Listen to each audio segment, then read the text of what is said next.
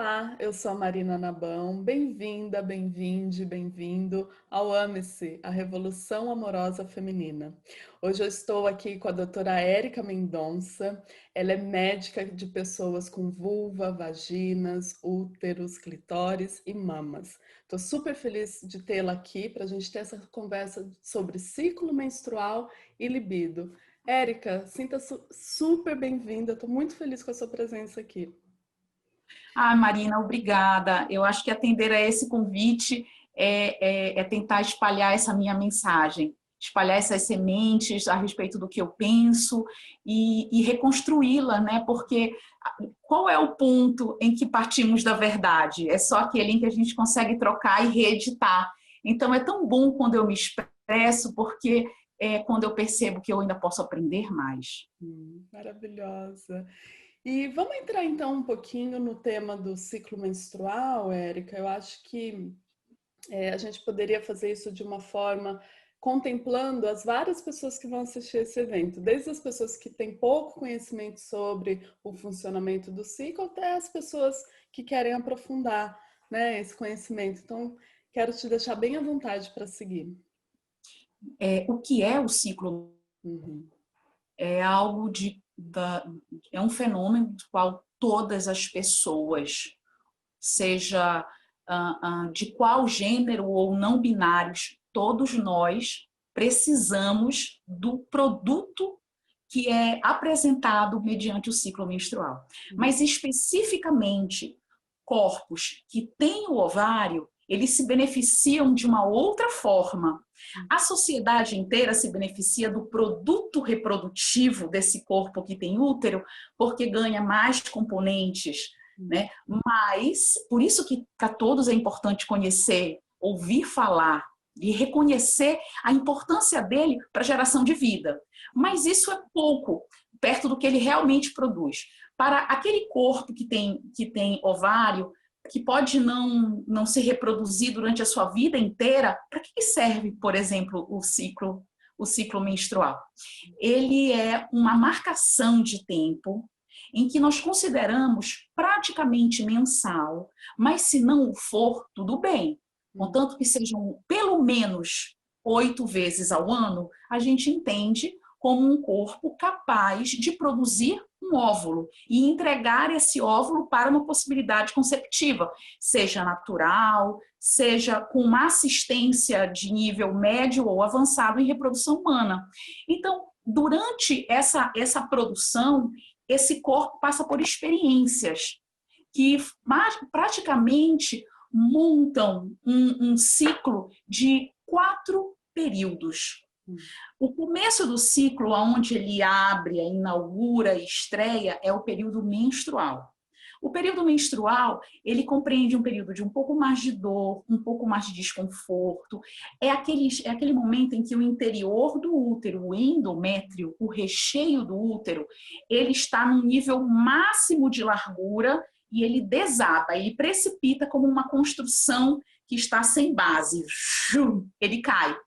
E naquilo que ele cai, ele perde membranas, perde sangue, só que ele se desinflama e aquele espaço ele volta para a base dele, para a linha basal dele, a se reconstruindo devagar.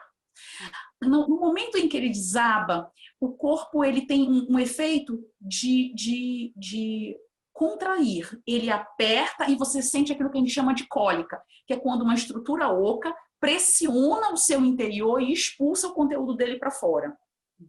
Durante esse período, muitas pessoas se beneficiam com bebidas quentes, chás quentes, escaldapés, compressas de água quente no abdômen. Às vezes, analgésicos leves ou de efeito anti-inflamatório podem fazer muito sentido para aliviar esse período. Pessoas que têm um dispositivo intrauterino dentro do útero podem ter mais desconforto nesse período, a contar da maneira como elas manejam, né? A maioria das vezes, eu estou falando como elas, porque a maioria das pessoas que têm um dispositivo intrauterino se identifica como mulheres.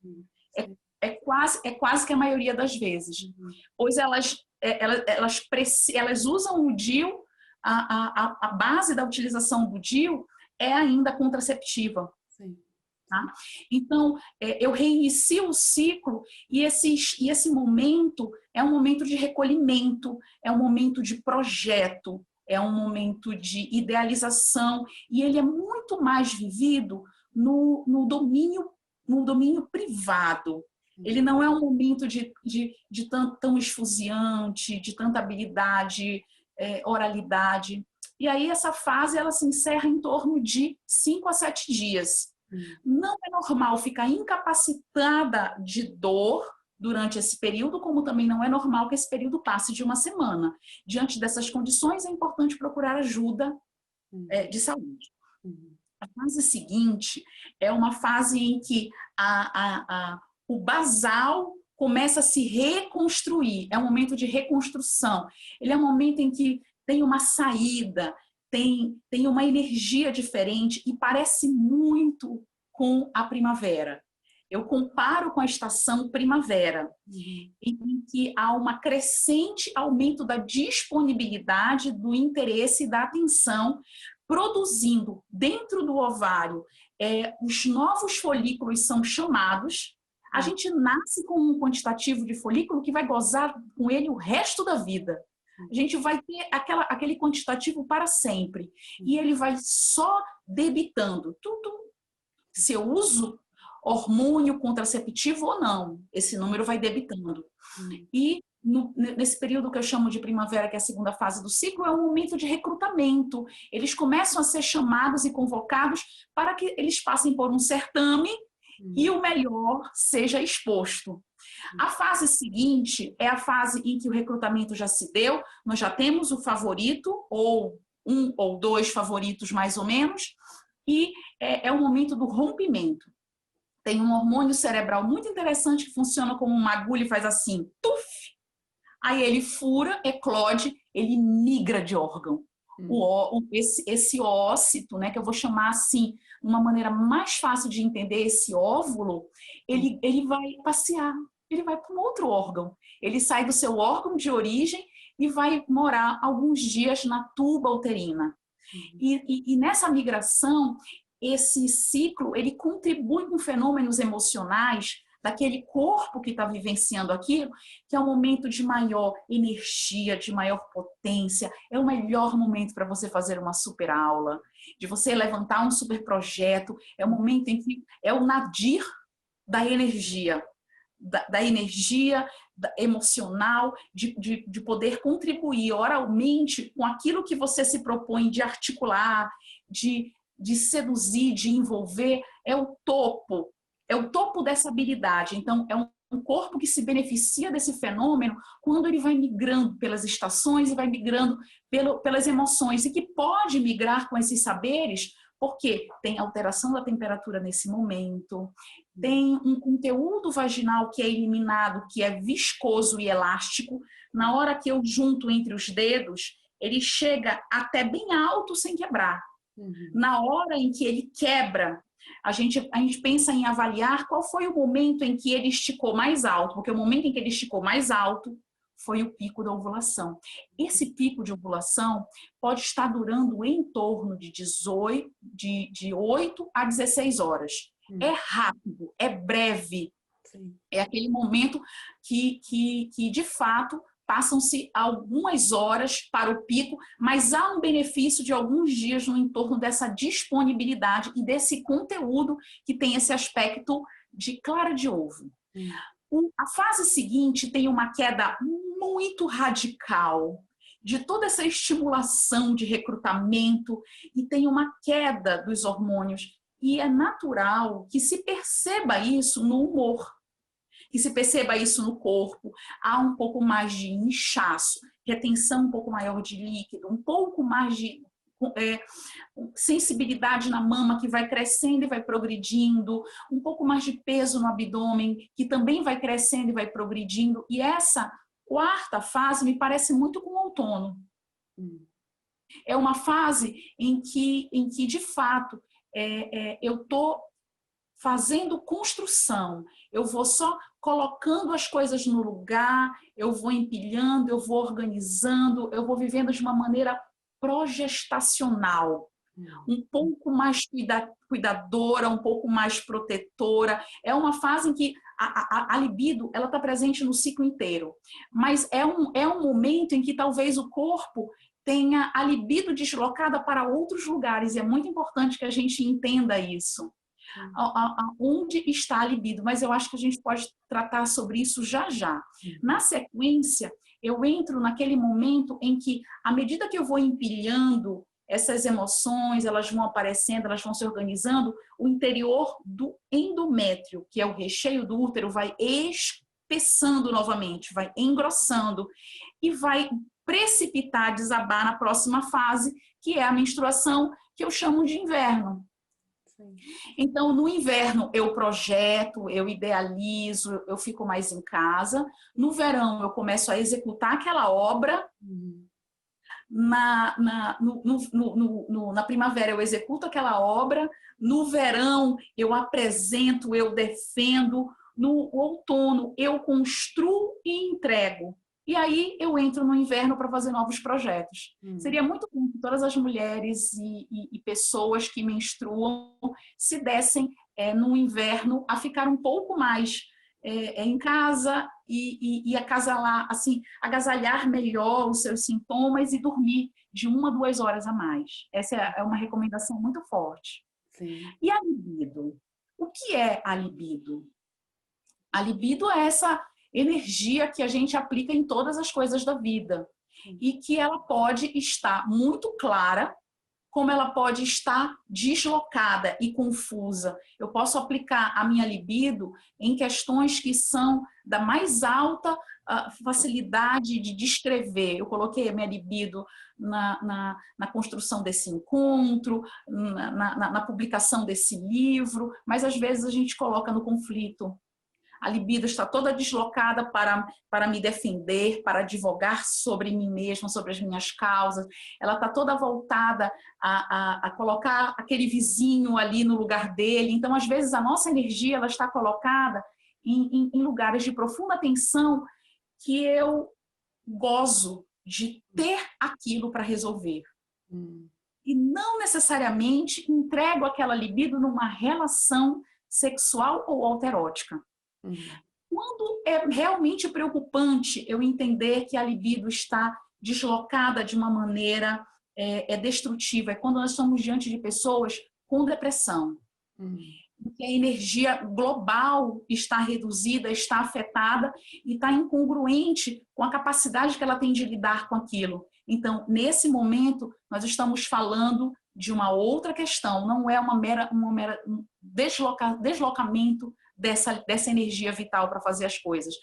É comum no ciclo inteiro que a libido esteja presente, dependendo do desconforto de cada fase, mas existem mulheres e pessoas e corpos que se expressam de uma maneira praticamente igual durante todas as fases do ciclo, especialmente nas 2 primeiras fases. E existem pessoas que eu quero mais absorver a minha menstruação para continuar tendo a minha vivência sexual durante os meus dias de menstruação. E isso marca também o aparecimento de produtos que deem conta disso. Eu gostaria de ter umas experiências sexuais durante o período da menstruação. A minha libido não está só em me aquecer, em me agasalhar, mas o sexo, a vivência sexual e o autoerotismo estão me aquecendo também, estão me agasalhando, estão me ajudando a lidar com esses sintomas. Eu só preciso de um pouco de ajuda para absorver a menstruação. E aí a gente pode pensar em esponjas marinhas, a gente pode pensar em discos menstruais e a gente pode oferecer ajuda para que essa pessoa consiga ter a sua vivência e estar confortável nesse período.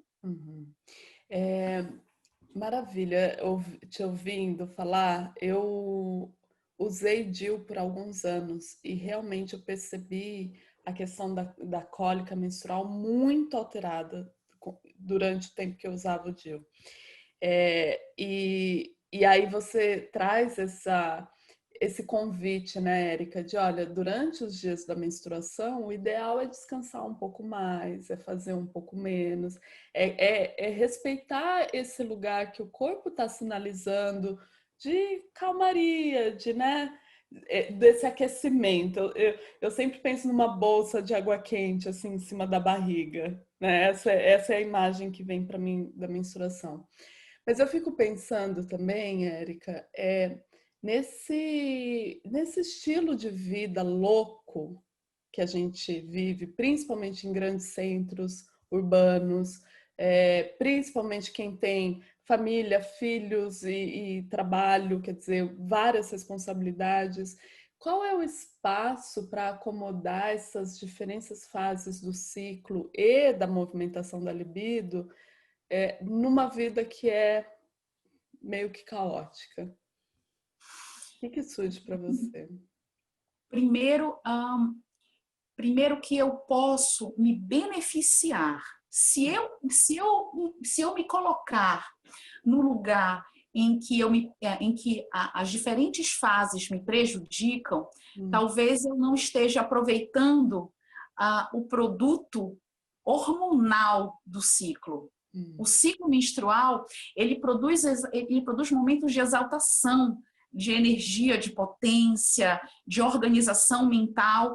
E essas fases em que eu tenho isso, eu posso potencializá-las, eu posso dar uma pedalada nessas fases. E nas demais, eu posso pegar o que elas têm de mais legítimo.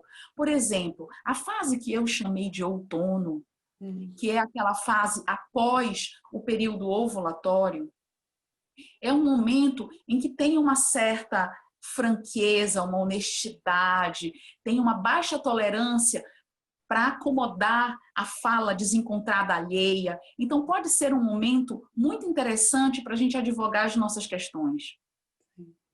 E as outras fases que eu chamo de primavera e verão são momentos de grande potência física também. São momentos em que eu posso aproveitar para fazer coisas que dependam de grande energia.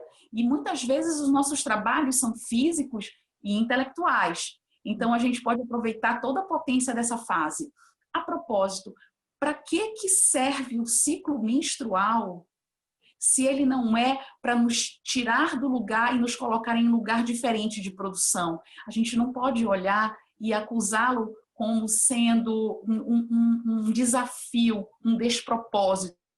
Pelo contrário, ele entrega esse produto reprodutivo, que por sinal não é remunerado. Maternar, parir, gestar, amamentar é um trabalho, é um labor de grande valor, pensando no produto que é entregue, e é nada reconhecido. Então, os corpos que têm útero e ovário só se destinam a isso? E só se destinam a ficar confusos dependendo da fase do ciclo? Não. Esses corpos, eles estão no roteiro de vida, na rota desses indivíduos, dispor de fases diferentes para gerarem outros produtos. Maravilhosa, maravilhosa. Eu acho que essa sua perspectiva, esse olhar que você traz para o ciclo, ele nos coloca num lugar mais empoderado, Érica, menos da vítima, né? Porque a mensagem, pelo menos, que eu recebi a vida inteira sobre menstruação é que, ai, que saco menstruar, que saco ter cólica, que saco, né? E acho que é o que a maioria ainda vive. Tantas pessoas que menstruam têm ódio da sua menstruação, têm raiva de ter que usar absorvente da forma que for, né? E aí quando você traz isso, olha, mas o ciclo ele tá te lembrando do movimento, ele tá te tirando daqui, te levando para lá, ele tá te convidando o tempo todo a se movimentar. E a estar na vida de formas distintas, de formas diversas. Para mim, isso fica um lugar de muito mais empoderamento, de muito mais protagonismo. Né? Eu não sou vítima do meu ciclo. Na verdade, o meu ciclo ele me leva para viver de uma forma mais completa, mais íntegra. Né? Eu não tenho visto, com todo esse poder, os desconfortos do ciclo quando eu o enxergo, quando eu o percebo dessa forma. A cada 3 ou 4 meses, uma pessoa que tem ovário consegue pensar em qual é a altura em que ela está no ciclo. Quando ela pega 3 ou 4 meses, essa pessoa, e aplica isso num calendário. Talvez fique difícil no começo, mas a melhor medida da percepção é a temperatura, que talvez seja muito laborioso de fazer todos os dias de manhã, mas o dedo dentro da vagina, em que eu consigo remover o conteúdo que está lá, eu analiso o conteúdo, eu cheiro, eu sinto gosto. Gerar a oportunidade de vivenciar isso pode te aproximar de perceber, poxa, esse momento aqui é a minha percepção de ovulação, é o momento em que eu estou mais disponível. A próxima fase, eu vou ter uma energia diferente. E assim, é real. Nós precisamos dar oportunidade para que a gente perceba isso. A ideia de que os ciclos são desconfortáveis, de que as menstruações são inúteis, e que é uma lástima eu ter que ficar contrabandeando absorvente, sabe? Aquelas adolescentes na escola. Absorvente. Passando escondida, que nem droga, né? Passa clandestinamente, como se todas as pessoas não tivessem sido parte, como se parte delas não dependesse totalmente do ciclo menstrual de outra pessoa. Todos nós dependemos do ciclo menstrual de outra pessoa. Ele precisa, de fato, ser entendido para depois ser exaltado, para depois ser aproveitado. Eu acho que a ideia é reconhecer para melhor dispor das informações que vêm dele.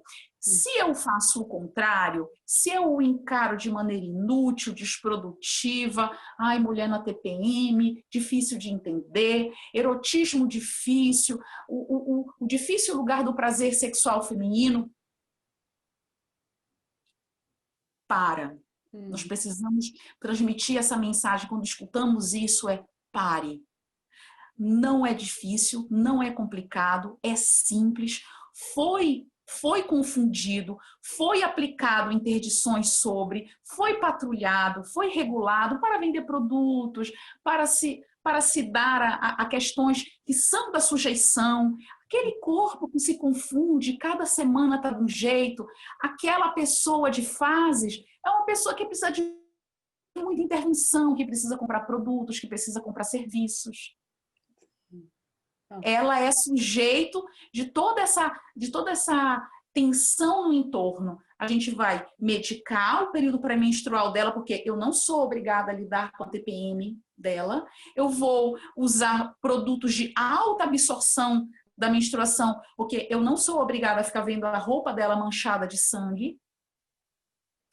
E aí eu vou colocar uma pílula ou um injetável, né, que tem uma distribuição diária para inibir 8, 16 horas de ovulação. Toma uma pílula todos os dias. O que é que está acontecendo? Está acontecendo que todo mundo pega um pedaço e toma do corpo feminino para cuidar, exceto os corpos que têm útero e ovário. Então, essa que é uma questão para mim. Essa é uma questão hoje que vai contra uma potente fala patriarcal e capitalista. Sim. Maravilhosa. Esse é um dos objetivos do meu trabalho. Sim.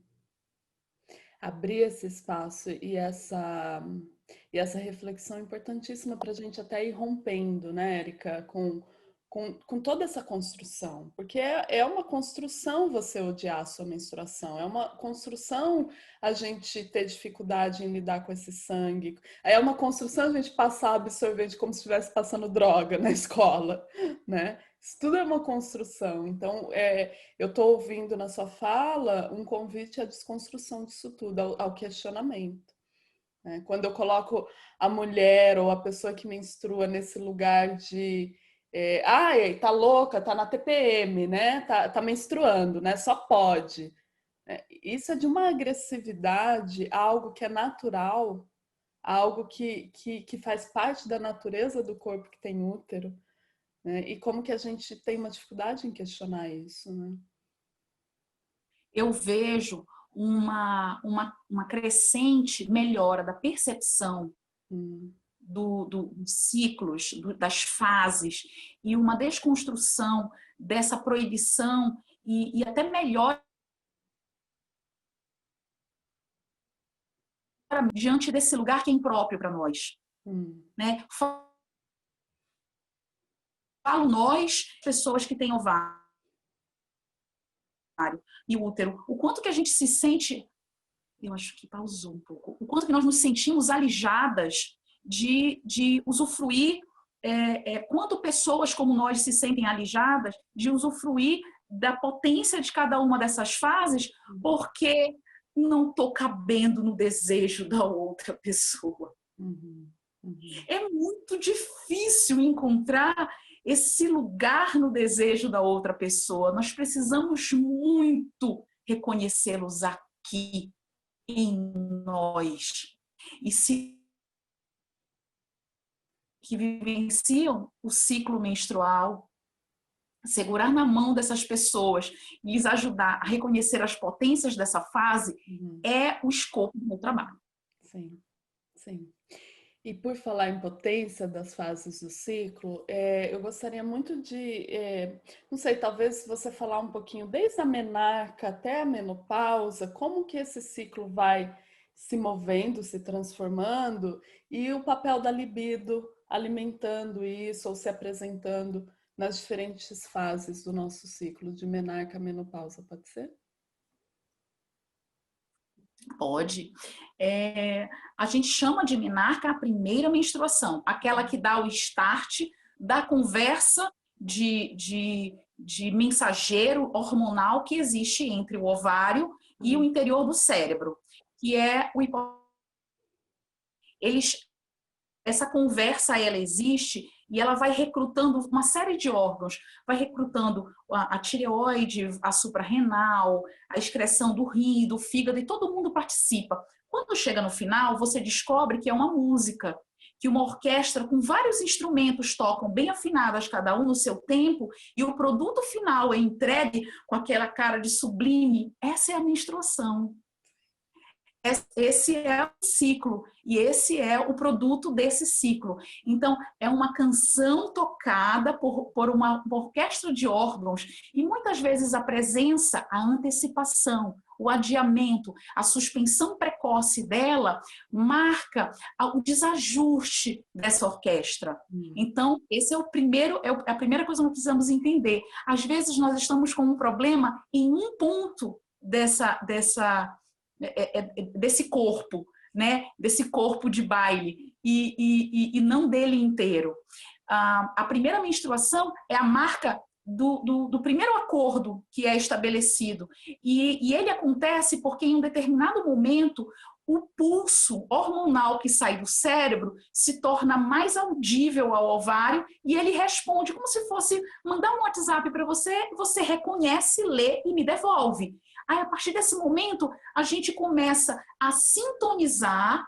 Às vezes, essa sintonia demora alguns meses, até alguns anos. É normal que nos 2 primeiros anos, a menstruação ela esteja precisando, assim, o rádio, sabe? Que vai pegando a estação certa, vai pegando a sintonia certa.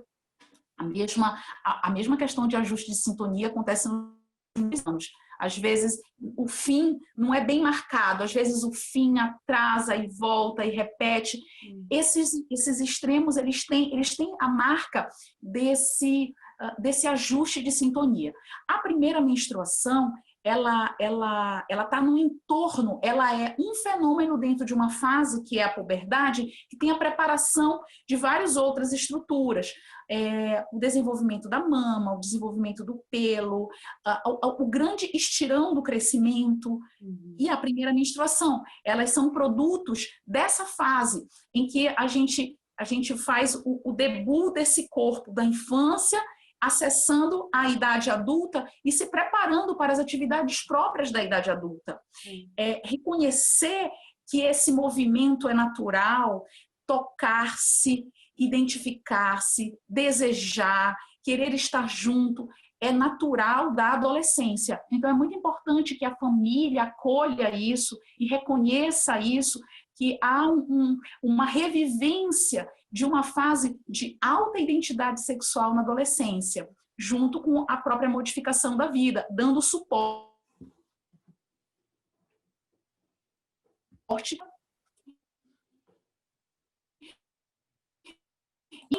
Aquele corpo ele entra na maior disponibilidade reprodutiva. Aí, na sequência, esse corpo entra... Pode continuar. Tá tudo bem? Uhum. Na sequência, o corpo entra na melhor disponibilidade reprodutiva e passam-se em torno de 30 a 35 anos. Nós passamos tendo ciclos menstruais. É em torno disso, 35 anos. Se nós pensarmos que vai entre 13, 14 anos, 12, 13 anos, até os 48 anos. Dá mais ou menos no entorno de, às vezes, até 40 anos de período menstrual. Nesses 40 anos, produz-se muitas coisas, tanto do ponto de vista profissional, capital, familiar. São muitas ações que são produzidas no momento em que o ciclo tem a sua alta potência, a sua vivência. Como assim ele não é importante para produzir tudo isso? Como assim trata-se de uma menstruação inútil? Como assim trata-se de uma TPM inútil? Se coincide com o momento em que eu tenho mais vitalidade e organização neuropsicoemocional, social, para produzir grandes coisas. E ao longo desses anos, eu vou queimando o meu estoque de ócitos. Eu vou queimando, eu vou consumindo o meu estoque de células reprodutivas. Elas me foram entregues em torno de 10 semanas, quando eu estava dentro, até no máximo 15 semanas, quando eu estava dentro do ventre materno. Eles vão para o ovário desse corpo e ficam em estado de pausa até que é chamado, convocado para começar a voltar o seu crescimento e o seu desenvolvimento. Mas não são chamados todos de uma vez, justamente para proteger o quantitativo. Eles são recrutados em número 400, 450 para gerar 1 ou 2. E esse número vai caindo. Então, se eu tenho 2 bilhões quando nasce, eles desaparecem, são consumidos num fenômeno estranho e não muito bem explicado até o primeiro ano da menstruação. Aí eu entro com em torno de 200 mil e esses 200 mil é consumido até que eu chego na minha última menstruação, que eu tenho em torno de 1.000. E aí eu consumo esse produto, ainda tenho habilidade reprodutiva, com os últimos folículos eu ainda mantenho a minha habilidade reprodutiva, até que a marca da menopausa é o fim, o esgotamento dessa capacidade folicular. Eu já não tenho mais essa capacidade folicular, eu deixo de ter o fenômeno, porque o fenômeno era justamente a alimentação desse quantitativo para que ele produzisse um ócito ou um óvulo, que é o termo, acho que mais fácil de entender. Mas às vezes eu gosto de trazer o que é o termo correto e o que é o termo que a gente pode especular e entender com todos. E como que fica a questão? Eu acho que essa é uma conversa que muitas mulheres têm buscado maior entendimento, que é esse comportamento da libido no período pós-menopáusico, né? Depois da marcação da menopausa. Como que você explica isso para as pessoas que você atende e o que a gente pode ter em mente sobre essa libido, agora esse direcionamento da libido quando eu não estou mais na fase fértil, né? Fértil, aí eu acho que também é algo questionável. A libido, ela pertence aos anos reprodutivos? Não, porque nós temos Nós temos libido, tanto sexual como libido para investir na vida em todas as fases da nossa vida. A propósito, não é raro encontrarmos em exames de ultrassom obstétrico, tem uma pessoa gestante, um bebê dentro do ventre, você está fazendo o ultrassom e aquele bebê está manipulando ou o pênis ou a vulva. Sim. Essa energia de pesquisar, de procurar, de ir e de fazer, ela está presente em todas as fases do ciclo. Quem tem desautorizado as pessoas de viverem isso? São interdições, são frustrações, são medos, são dores, são questões físicas. Existem e medicações também. Existem questões que elas impugnam essa libido, mas na verdade ela está lá. Ela está antes de nós nascermos. Antes de nós nascermos, já existe um toque autoerótico, já existe uma vontade de fazer, de ir, de vir. Na pós-menopausa, isso não muda, mas algumas pessoas, de fato, marcam bem isso. Há um maior ressecamento do canal vaginal, há uma mudança da textura e da elasticidade da vagina. Ela se torna mais rígida. Há uma dificuldade, uma mudança de textura da vulva. Algumas pessoas, elas têm um encapuzamento permanente do clitóris por questões de pele que são piores na pós-menopausa, como, por exemplo, o líquen. Então, há fenômenos que são próprios e que são bem marcados em corpos rastreados, punidos, investigados, pessoas que sofrem as ações de uma sociedade que está centrada no prazer do pênis, está centrada no prazer de corpos com jovialidade. Então, a esses corpos está designado, esses corpos são os preciosos depositários do prazer. Isso é uma questão que a gente precisa rever, e a gente pode rever desde cedo.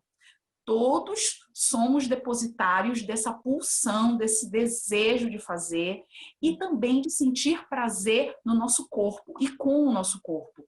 Então, o que a gente precisa fazer na pós-menopausa, que é real, é manejar alterações que são próprias desse período, que é o tempo de obsolescência do próprio corpo. Então, se a gente conseguir manejar isso, como eu começo isso? Eu começo me percebendo, eu começo com espelho, eu começo me examinando, procurando profissionais que tenham a linguagem clara, que não deixe a fala escondida, que simplesmente não me entregue uma receita, fazendo atividade física, pensando na alimentação, se responsabilizando pela longevidade. Então, eu posso ter longevidade, sim. Eu tenho uma das minhas objetos de grande atenção hoje. Eu tenho um dia na semana em que eu só atendo mulheres com mais de 60 anos de idade. E é muito claro o quanto é que a vivência sexual e erótica na vida dessas mulheres de 70, 75, 80 anos, ela está presente para muitas mulheres. Isso é uma realidade que está escondida por trás daquele lugar de ela é avó, ela é mãe, é como se pesasse sobre ela todas as camadas do feminino que coloca num lugar de cuidadora, de protetora e impede ou silencia. Mas a vivência erótica está lá e eu estou ali justamente para ajudá-las a manter, e são praticamente todas mulheres, a manter a vivência com saúde, manter os orifícios bem estudados, a boca, o ânus, a vagina, mantê-los lubrificados, hidratados e principalmente protegidas de infecções de transmissão sexual e da falta de prazer. Elas estão indo ao consultório à procura de prazer. Para ter esse prazer garantido, é preciso deixar isso claro. Isso é maravilhoso e eu fico até arrepiada de escutar isso, Érica, porque, como você mesma falou, a gente vive numa sociedade que ainda fica endeusando os corpos jovens, endeusando o prazer voltado para a satisfação de quem tem um pênis, né? Achando que esse é o único prazer. Então, quando você traz isso, olha, as mulheres acima de 60, elas estão sim vivenciando a sua libido, vivenciando a sua essência erótica. Quando as outras pessoas que estão assistindo aqui ouvem isso, eu acho que isso já faz um convite para a gente expandir esse olhar sobre o que é possível, né? E tirar a coisa da vivência sexual, sensual, só de um lugar dentro da juventude, dentro da jovialidade, dentro da permanência do ciclo menstrual. E estão vivendo a plenopausa mesmo, real, pois que estão produzindo, estão mais organizadas, algumas questões já não fazem mais sentido, já não são mais articulações que ela precisa desbaratar, são pessoas que podem estar com muito mais disponibilidade para ter um encontro erótico e às vezes tendo dates, e a gente nem sempre está falando de pessoas que estão dentro de um relacionamento longo. A experiência de um relacionamento longo vale uma outra pauta, porque ela em si, as questões que giram no entorno de um relacionamento longo, elas atrapalham e elas comprometem algumas vezes a libido, porque caem em pontos cegos. Isso aqui me ofendeu, tá bom, não discutir. Isso aqui também me ofendeu, pronto, não discutir. Esses pontos cegos vão minando a resposta final desse produto que depois é o prazer. E também falar sobre, um outro escopo é falar sobre como mesmo se expressa o seu prazer. Ele não é igual ao meu. Dá nome para isso. E apontar o clitóris. Eu preciso apontar a sua vulva, o seu clitóris, aonde está. Você precisa reconhecê-lo, se sentir vontade de estimulá-lo. A partir daqui. É uma estratégia a partir daqui. Não que a nossa convulsão cerebral chamada orgasmo dependa só disso. Porque pessoas que têm lesão medular estão aí para nos provar. Tem pontos de prazer espalhado pelo corpo e não é exatamente naquele lugar. Ou seja, o nosso prazer ele se desloca.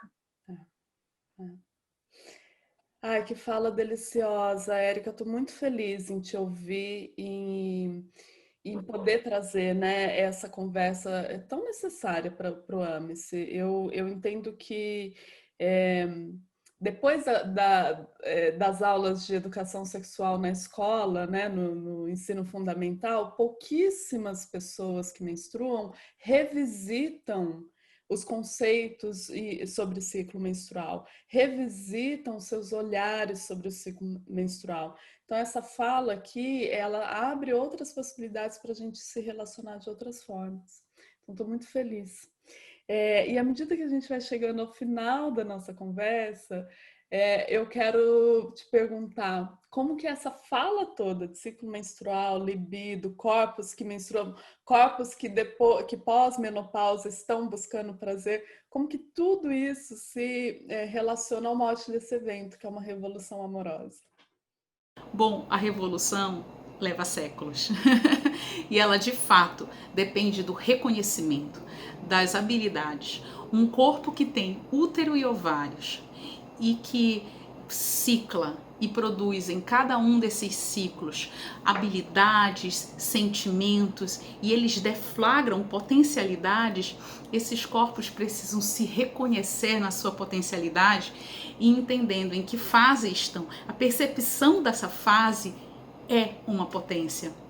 E quando eu estou fora dessa fase, na plenopausa, existe uma outra potência que emana das experiências, das vivências passadas, em que elas juntam-se com as habilidades cognitivas, o auto-perceber o corpo, poder de autocura. Eu sei aonde está a causa da dor, a causa do desconforto, eu consigo dar nome para ela, reconhecer a habilidade que cada uma dessas fases tem. É o começo e ela guarda o segredo da grande revolução que nós estamos aguardando para esses corpos com útero, com ovário, com mama e que ciclam. Pronto, de posse disso, o libido, essa energia que emana de nós e que é investida em coisas da vida, ela continua no corpo. Ela continua para nos habilitar a investir, inclusive no prazer, que é todo meu. O prazer é todo meu. Reconhecer que a terceirização dele, ou seja, pensar que o prazer está na próxima experiência, está no próximo toy, está no próximo cosmético, está na próxima intervenção cirúrgica sobre o meu corpo, é mais uma vez permanecer num olhar de engano. Nós precisamos reconstruir esse olhar e retirar essas camadas de preconceito e de inferioridade que se aplicam sobre os nossos corpos e que faz com que os nossos corpos, ou que nos façam pensar que os nossos corpos não são suficientes para trazer o prazer que nós precisamos e a potência para a vida. Acho que esse é o ponto do qual nós estamos apontando para o lugar onde acontece a revolução. É no reconhecimento da potência do nosso próprio corpo, que tem uma estrutura erétil que parece uma manta, o clitóris, ou o sistema clitoridiano. Essa estrutura, ela nasce e ela vai com a gente até o fim. E passa pelos anos da plenopausa, passa pelos anos reprodutivos e permanece em nós. É um corpo que tem, ao ser tocado, a habilidade de se tornar erétil, rígido e espalhar essa potência por toda a vulva e até a entrada da vagina. Começa da glande, que é só aquilo que a gente vê, é só a pontinha. Para trás o corpo, os bulbos, os vestíbulos, algo para mais de 9 centímetros e depois ainda desce pelas glândulas paravestibulares e envolve a circulação, que também fica erétil, entre a vagina e o ânus, o períneo. E também se prolonga para a uretra, que é o canal que escoa a urina da bexiga até a saída. Essa potência toda, ela precisa ser reconhecida. Nós precisamos nos ver e nos tocar. E eu falo ver no sentido também literal. Espelho, localize, identifique. Tem modelos 3D que também estão bem adaptados ao nosso tamanho, que a gente pode usar para poder visualizar melhor.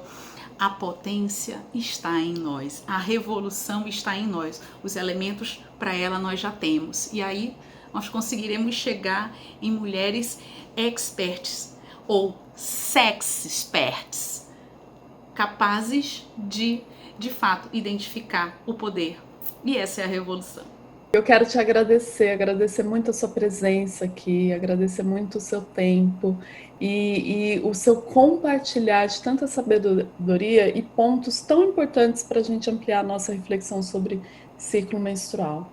Gente, os contatos da Érica estão todos aqui embaixo. Ela tem site, o Instagram dela tem uns vídeos super bacanas que eu indico que vocês acompanhem, que vocês conheçam, que vocês façam maratona dos vídeos da Érica. Então, quem tiver a fim de se aprofundar, de conhecer o trabalho dela, os contatos estão todos aqui embaixo. Érica, muito obrigada por ter vindo, por ter participado. Foi um prazer conversar com você. Agradeço muito a oportunidade.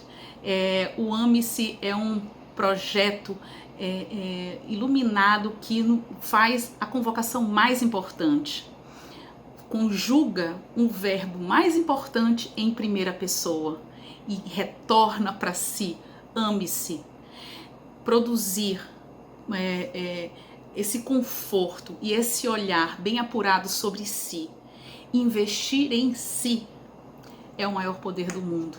Esse é o poder que precisa nos ser mais caro. Cuidar de si mesma. O que eu posso oferecer de melhor para o mundo, além de mim, da minha melhor expressão, da minha forma mais bem cuidada? Maravilhosa. Obrigada, um beijo.